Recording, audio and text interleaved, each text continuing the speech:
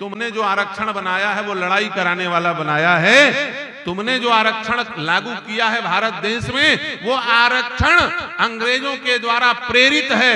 हिंदू हिंदू को लड़ाने के लिए आरक्षण लाया गया है। असली आरक्षण तो हमारे यहां मनुस्मृति में दिया गया है। असली आरक्षण तो हमारे सनातन धर्म के वैदिक आरक्षण है।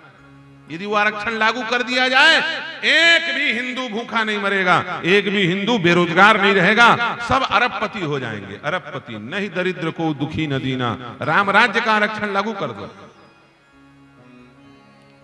राम राज्य के आरक्षण में क्या व्यवस्था थी? बोले ब्राह्मण केवल पढ़ाने का काम करेगा। जितने ब्राह्मण सब क्या बन जाएंगे? टीचर। उतने ब्राह्मण नहीं है भारत में। छत्री केवल युद्ध लड़ने का काम करेगा। ठाकुर, सबको पुलिस में भर्ती कर दो, सबको आर्मी में भर दो, उतने छत्री नहीं है। साहू जी क्या करेंगे? बोले तेल का व्यापार करेंगे। जितने बड़े बड़े तेल की कंपनियां हैं, पेट्रोल डीजल सप्लाई, सब साहू को चला गया। अरबपति हो गए साहू जी। सारे पेट्रोल टंकी उनके हो जाएंगे कि नहीं हो जाएंगे? चलो बताओ। यादव जी केवल गौपालन और दुग्ध का व्यापार करेंगे। भारत को जितना दूध चाहिए उसका 10% दूध भारत में उत्पादन नहीं होता। दूध, घी, दही, सारा व्यापार यादवों के हाथ में चला जाएगा। एक एक यादव करोड़पति बन जाएगा, याद रखना।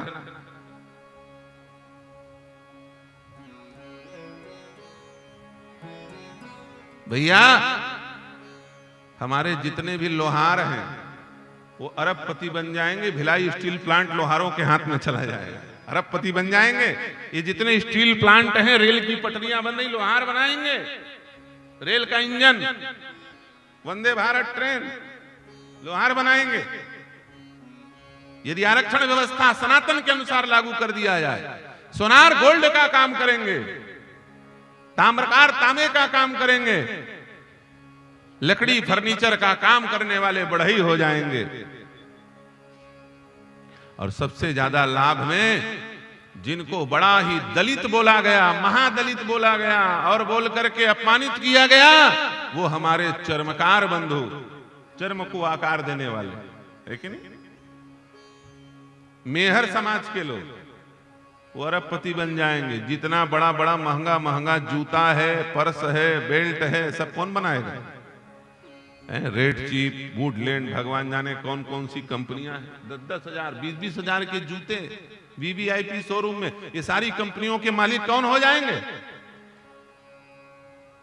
कोई जात ऐसी है जिसको काम न मिला हो परंपरा से? हमारे यहां बच्चा पेट में बाद में आता है, सनातन धर्म में उसको रोजगार पहले दे दिया जाता है। यह है सनातन धर्म। मां के पेट में बच्चा बाद में आता है, पहले उसको रोजगार दिया जाता है। नहीं दरिद्र को दुखी न दीना। इसलिए सनातन धर्म में राम राज्य आता है। और न ईसाइयत में राम राज्य आ सकता है, और ना ही मुसलमानों के यहां राम राज्य आ सकता है, और ना ही और किसी धर्म में राम राज्य। क्यों? वहां ये व्यवस्था ही नहीं है। सोचो, ऋषि मुनियों ने कितनी अच्छी परंपरा बनाई। लेकिन अच्छा, और ये भी नहीं है कि आप अपने जाति में पैदा हुए तो उसी जाति को मानो। नहीं, आप योग्य हो तो आप अपने वर्ण को बदल सकते हो। क्या बदल सकते हो?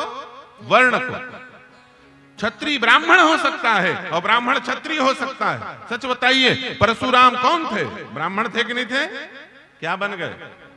क्षत्रिय बन गए। वर्ण बदल लिया कि नहीं बदल लिया? और सच बताओ, विश्वामित्र क्या थे? क्षत्रिय थे। तपस्या करके क्या हो गए? ब्राह्मण बन गए, ब्रह्मर्षि बन गए। वर्ण व्यवस्था बदलने का भी विधान है। सनातन धर्म चैतन्य है, चलता फिरता है। सनातन धर्म जागृत है, वो अपने आप के अंदर संशोधन कर सकता है।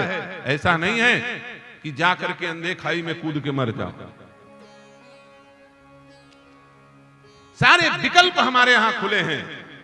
बस वो विकल्प नैसर्गिक हैं, वह विकल्प नैसर्गिक न्याय संगत हैं और वेदानुकूल हैं। वेद के अनुसार है, वेद के अनुसार चलना पड़ेगा। मेन गाइडलाइन है वेद, उसको नहीं छोड़ना है कि नहीं? तो इसलिए इस भ्रम को निकाल दो कि भगवान उनके हैं, भगवान उनके हैं, भगवान उनके हैं। नहीं,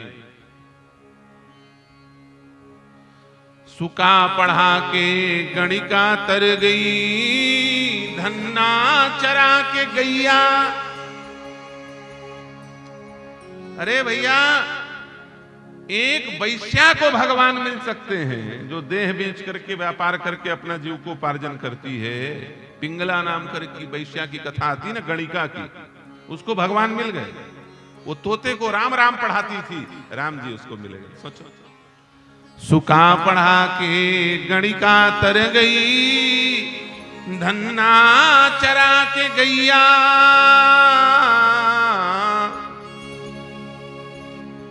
और खिचड़ी खिला खिला के तर गई, खिचड़ी खिला खिला के तर गई, करमा बन गई मैया, भजो रे मन प्रेम से राम रघुरैया। चंदन चढ़ा के कुबरी तर गई,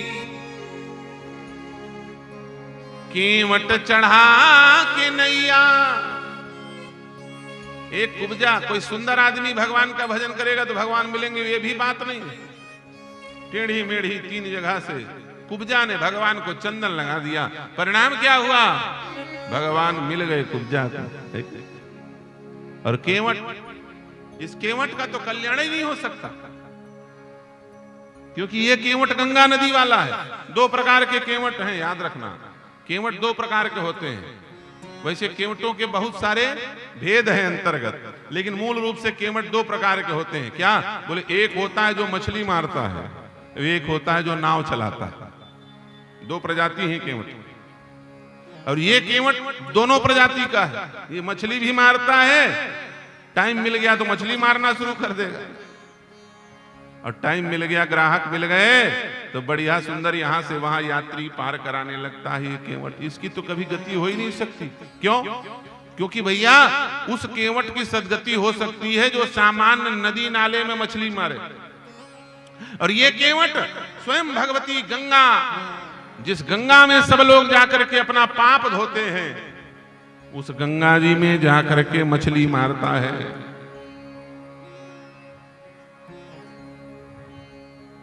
शास्त्रों में कहा गया है